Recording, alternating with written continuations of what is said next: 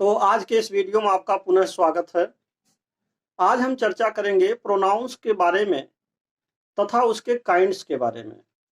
जैसा कि आपने पिछले वीडियो में प्रोनाउन के जो काइंड्स हैं, जिसमें से आपने पहला जो प्रकार है यानी कि पर्सनल प्रोनाउन, उसको आपने पढ़ लिया होगा। तो आज की इस वीडियो में मैं आपको उससे आगे के जो प्रोनाउंस हैं उनके बारे में बताऊंगा। तो आइए अब शुरू करते हैं। प्रोनाउन नंबर 2, जिसको हम कहेंगे इंट्रोगेटिव प्रोनाउन। तो देखिए, यहाँ पर इंट्रोगेटिव प्रोनाउन लिखा हुआ है नंबर 2 इंट्रोगेटिव प्रोनाउन, जिसको हिंदी में कहेंगे प्रश्नवाचक सर्वनाम। यानी कि ऐसे सर्वनाम अंग्रेजी भाषा के अक्षर डब्ल्यू अथवा एच से प्रारंभ होते हैं।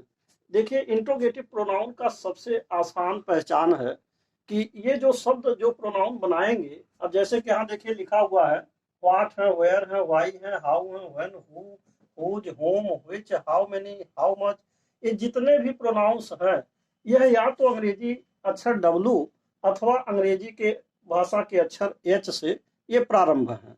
देखिए, जैसे लिखा व्हाट, व्हाट में आप देख रहे हैं डब्ल्यू आ रहा है इसमें, और फिर वायर में आपका डब्ल्यू है, फिर आपका डब्ल्यू है, तो इसमें देखिए एच है। तो इस तरीके से जितने भी इसमें शब्द बनाए गए हैं, ये सभी शब्दों में या तो डब्ल्यू आया है अथवा एच आया है। तो अगर डब्ल्यू अथवा एच से कोई भी शब्द प्रारंभ हो तो उसको हम कहेंगे इंट्रोगेटिव प्रोनाउन। ये सबसे महत्वपूर्ण पहचान है। दूसरी बात यह है, आगे कहा जा रहा है कि वाक्य में प्रश्न पूछने का कार्य भी करता है। यानी कि ऐसे प्रोनाउन जो कि वाक्य में प्रश्न पूछने का काम भी करते हैं, यानी कि इन्हीं प्रोनाउंस के द्वारा हम वाक्यों में प्रश्न पूछते हैं। तो इस तरीके से जैसे मान लीजिए कहा जाए कि where do you live, what do you do, तो इसमें कहा जा रहा है कि व्हेयर डू यू लिव, यानी कि तुम कहाँ रहते हो, तो इसमें प्रश्न पूछा जा रहा है। ऐसे जैसे मान लीजिए कि व्हाट डिड ही डू, उसने क्या किया, तो इसमें प्रश्न पूछा जा रहा है। तो why are you so late, आप इतने लेट क्यों हैं, तो इसमें आपका व्हाई से प्रश्न पूछा जा रहा है। तो ऐसे शब्दों से हम वाक्य में प्रश्न पूछने का भी कार्य करते हैं, और इसी को हम इंट्रोगेटिव प्रोनाउन कहेंगे। अब अगला पॉइंट आता है नंबर 3। ये आपका नंबर 2 हो गया। नंबर 3 देखिए रिलेटिव प्रोनाउन।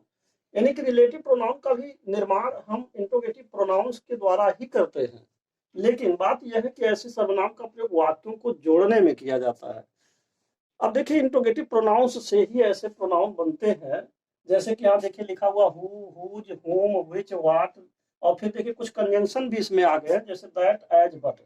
तो ये इसमें कुछ कंजंक्शन भी शामिल। जब भी रिलेटिव प्रोनाउन बनाते हैं तो कुछ इंट्रोगेटिव प्रोनाउंस और प्लस कुछ कंजंक्शन के द्वारा हम बनाते हैं।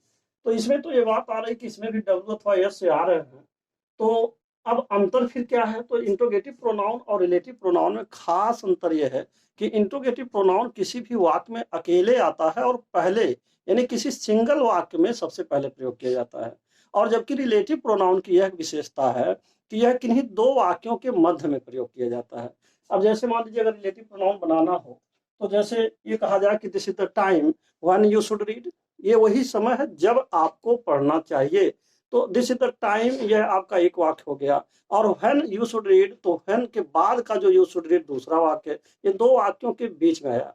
तो मूल रूप से इंट्रोगेटिव प्रोनाउन और रिलेटिव प्रोनाउन में शब्दों में तो कोई खास अंतर नहीं, लेकिन उनके प्रयोगों के आधार पर अंतर है। और ये अंतर है कि इंट्रोगेटिव प्रोनाउंस वाक्य में सबसे पहले आता है और सिंगल वाक्य में आता है, और जबकि रिलेटिव प्रोनाउन किन्हीं दो वाक्यों के बीच में आता है। तो ये था आपका खास अंतर।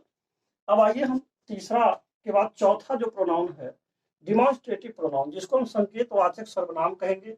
ऐसे सर्वनाम किसी व्यक्ति या वस्तु की ओर इशारा करते हैं, और ऐसे प्रोनाउन निम्न है। जैसे मान लीजिए दिस हुआ, दैट हुआ, these, those, first, last, next, etc. कहने का मतलब ये कुछ ऐसे प्रोनाउन हैं जो किसी ना किसी व्यक्ति अथवा वस्तु की ओर इशारा करते हैं। जैसे मान लीजिए कहा जाए कि this cat is very little, तो इसका मतलब ये हो गया दिस कैट, यानी कि कैट एक नाउन हुआ, यानी कि एक तरह से, और उसकी तरफ ये इशारा कर रहा है। जैसे कहा जाए that man is very gentle, वह आदमी बहुत सभ्य है, तो यहाँ पर किसी इंसान को, व्यक्ति को, यानी कहने मतलब किसी व्यक्ति, वस्तु या जानवर, पशु, पक्षी, किसी नाउन की तरफ ये इशारा करता है। ये मतलब है, ये कोई जरूर नहीं केवल व्यक्ति और वस्तु ही हो, जिसमें कोई जानवर भी संभव है। इसी प्रकार आपका जैसे दीज बॉयज कहा जाए, अथवा those books are very good ऐसे कहा जाए। तो इस तरीके से आपका this, that, these, those, first, last, next, ये सभी शब्द जितने भी आ रहे हैं ये आपका डिमॉन्स्ट्रेटिव प्रोनाउन है। अब आता है पांचवा पॉइंट, डिस्ट्रीब्यूटिव प्रोनाउन, विभाग सूचक सर्वनाम। ये सर्वनाम क्या है? इसमें जैसे कि लिखा हुआ कि ऐसे सर्वनाम बहुत से व्यक्तियों में से किसी एक के लिए, तो बहुत से व्यक्तियों हों, चाहे बहुत से वस्तुएं हों, चाहे बहुत से जानवर हों, उनमें से किसी एक के लिए जो चीज, जो शब्द इशारा करे उसको हम कहेंगे डिस्ट्रीब्यूटिव प्रोनाउन। तो यहाँ पर आप देख रहे हैं कि जैसे ईच होता है, एवरी है, आइदर है, नाइदर है, या नीदर भी इसको पढ़ते हैं। तो इस तरीके से ईच माने प्रत्येक होता है, एवरी माने प्रत्येक होता है, फिर आपका आइदर जो लिखा है या तो होता है, और नीदर या नाइदर जिसको कहेंगे ना तो होता है। तो इस तरीके से ये ऐसे प्रोनाउन हैं जो तमाम चीजों में से, तमाम नाउन्स में से और प्रत्येक की ओर इशारा कर रहे हों, या प्रत्येक में से किसी तमाम नाउन में से प्रत्येक व्यक्तियों या वस्तुओं की ओर संकेत करते हो, या वस्तुओं या व्यक्तियों या किसी भी तरह के नाउन्स को परिभाषित करते हो, ऐसे शब्दों को हम कहेंगे डिस्ट्रीब्यूटिव प्रोनाउन। तो ये तो आपका 5 तरह के प्रोनाउन हो गए। जैसा कि मैंने पिछले वीडियो में आपको प्रोनाउंस के जो काइंड्स हैं, जिसमें बताया गया था कि प्रोनाउन मुख्य रूप से निम्न 9 प्रकार के हैं, तो जिसमें से आपने 5 प्रोनाउंस को देख लिया है। अब जो शेष 4 प्रोनाउन हैं, अब आप इससे आगे उसके बारे में देखेंगे।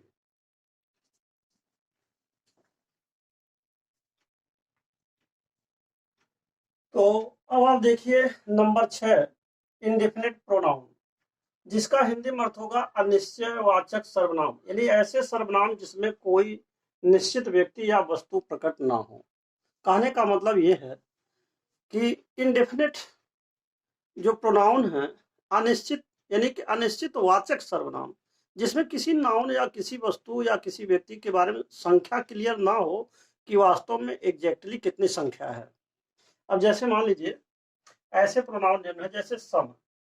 तो सम का मतलब कुछ होता है, मेनी माने कई होते हैं, एनी माने कोई एक होता है, ऑल मीन्स सब होता है, लेकिन सम मीन्स कुछ, यानी कि कितना ये स्पष्ट नहीं है। मेनी माने बहुत, लेकिन कितना ये स्पष्ट नहीं है। एनी माने कुछ, एनी माने कोई, कोई कितना है यह स्पष्ट नहीं है।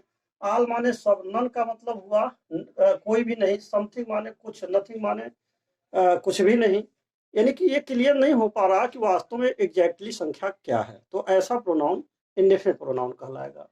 तो ये था आपका नंबर 6। अब नंबर 7 देखिए, आपका रिफ्लेक्सिव प्रोनाउन, यानी निजवाचक सर्वनाम। अब निजवाचक सर्वनाम रिफ्लेक्सिव प्रोनाउन, जिसको अंग्रेजी में कहेंगे, कैसे बनता है? ये किसी पर्सनल प्रोनाउन में सेल्फ या सर्व जोड़ने से होता है।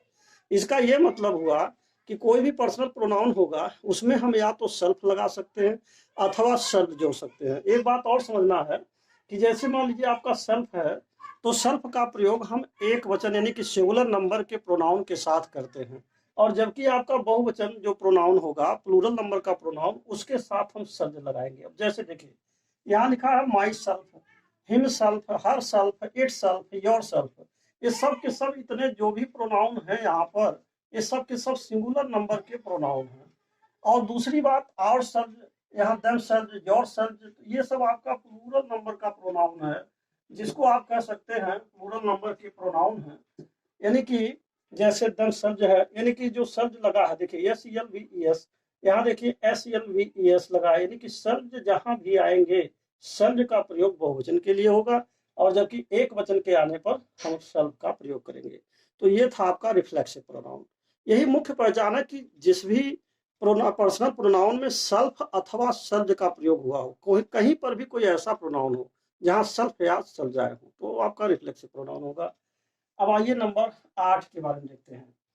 और 8वां है रेसिप्रोकल प्रोनाउन, जिसको आप कहेंगे परस्पर वाचक सर्वनाम। ऐसे प्रोनाउन संख्या में केवल 2 हैं। एक तो आपका ईच अदर है, दूसरा वन अनदर।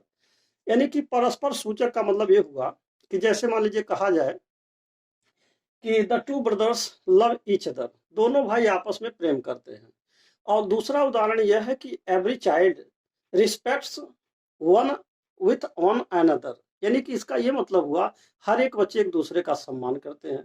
तो यहाँ ये देखना था, टू ब्रदर्स में केवल 2 लोग हैं। देखिए ऐसे प्रोनाउन केवल 2 हैं, एक तो आपका ईच अदर है और दूसरा वन अनदर है। और एक चीज और लिखा है कि किन्हीं दो व्यक्तियों के लिए ईच अदर और दो से अधिक व्यक्तियों के आने पर वन अनदर का प्रयोग करेंगे।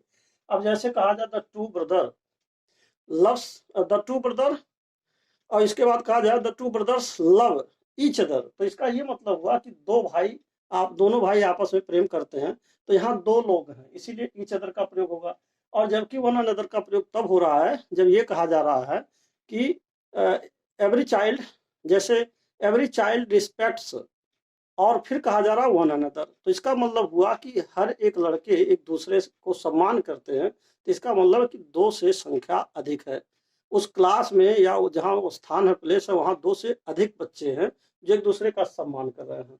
तो इस तरह से वहां पर आप जो है आपस में एक दूसरे से, इसके हिंदी में अर्थ होगा ईच अदर माने एक दूसरे से, वन अनदर माने भी अर्थ होगा एक दूसरे से, परंतु दो लोगों के आने पर आप ईच अदर का प्रयोग कर सकते हैं, दो से अधिक के आने पर वन अनदर का प्रयोग कर सकते हैं। तो ये था आपका 8वां रेसिप्रोकल प्रोनाउन। 9वां और अंतिम प्रोनाउन पजेसिव प्रोनाउन, अधिकारवाचक सर्वनाम। ऐसा प्रोनाउन किसी अधिकार को सूचित करता है तथा इनका प्रयोग किसी नाउन से दूर होता है। ऐसे प्रोनाउन निम्न है जैसे mine, his, yours, hers, ours, theirs, etc..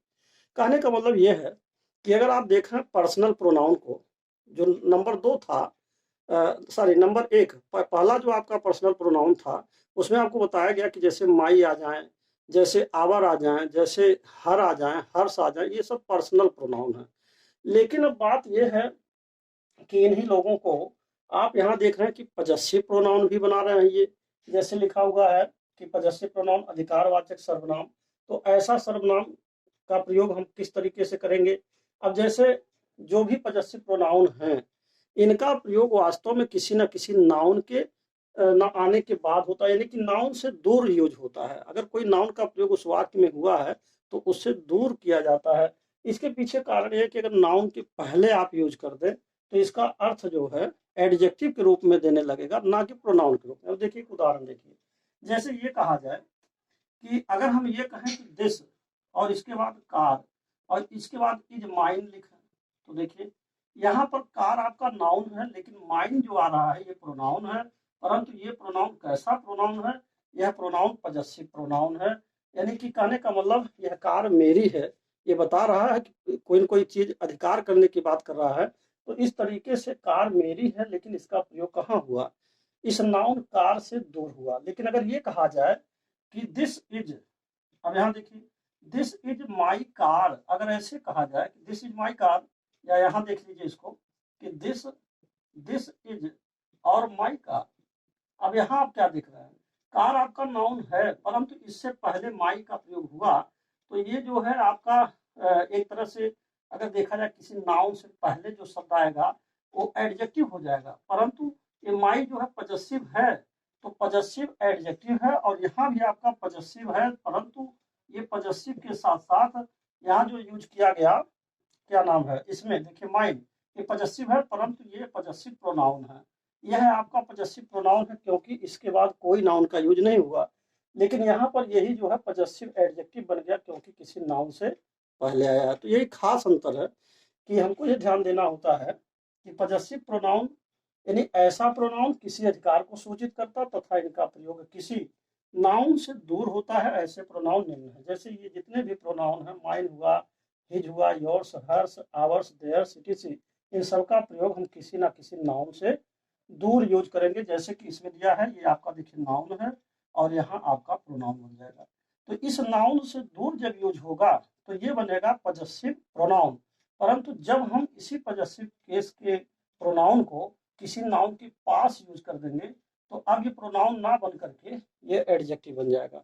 इसीलिए नियम लिखा गया है ये बात समझाने के लिए कि किसी भी पजेसिव प्रोनाउन को हम अगर किसी भी पजेसिव प्रोनाउन का प्रयोग अगर हम करना चाहते हैं तो वाक्य में आए हुए किसी भी नाउन से दूर करना होता है। इस तरीके से ये आपका हो गया पजेसिव प्रोनाउन। तो अब मुझे आशा है कि आपको जो काइंड्स ऑफ प्रोनाउन हैं ये अच्छी तरीके से समझ में आ गए होंगे। और अब ये वीडियो यहीं पर समाप्त होता है। और अंत में मैं आपसे यही कहूँगा कि यदि आप मेरे चैनल पर पहली बार हैं तो कृपया मेरे चैनल को सब्सक्राइब अवश्य कर दें, साथ ही साथ बेल आइकन भी प्रेस कर दें, जिससे कि जो भी नए नए वीडियोज मैं बना रहा हूं उसका नोटिफिकेशन आप तक पहले पहुंच सके और आप उसका समुचित लाभ भी उठा सके। And finally, thanks for watching this video.